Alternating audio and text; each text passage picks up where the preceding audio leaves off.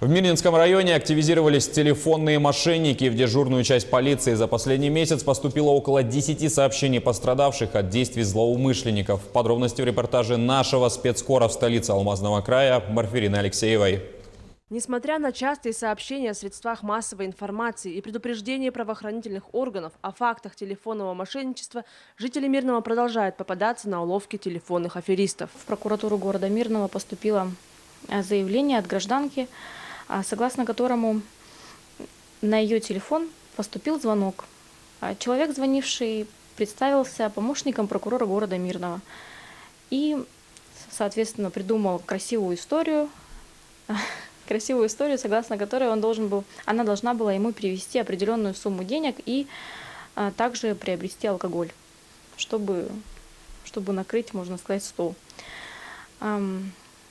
Эта женщина проявила бдительность и сообщила в органы прокуратуры. Основными видами телефонного мошенничества являются звонки от имени сотрудников банка, СМС-сообщения о каком-либо выигрыше или звонок от имени сотрудника правоохранительных органов о том, что родственник якобы попал в полицию, в больницу или в аварию. Позвонили, сказали, что ваш сын находится в милиции, если возможно, то переведите, мы поможем туда-сюда.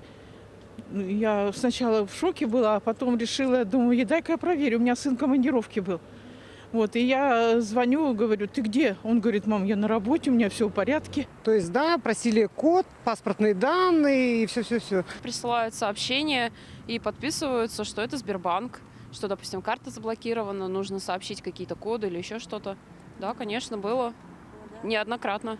У вас, как обычно это бывает, дочь у нас в заложниках, переведите столько-то денег, и мы вашу дочь отдадим. На тот момент моей дочери было 10 месяцев. Найти мошенников практически невозможно. Они используют множество абонентских номеров, а денежные средства, поступившие на счет преступников, многократно перечисляются на другие счета. Иногда мошенники выбирают список людей, которые наиболее подвержены преступным деяниям. То есть, соответственно, они выбирают лиц, которые, скорее всего, им поверят. Это пенсионеры, это могут быть несовершеннолетние, ну и определенная категория людей, которые живут, например, в одиночестве. За 9 месяцев в МВД России по Мирнинскому району возбуждено по факту мошеннических дел, получается, порядка 64.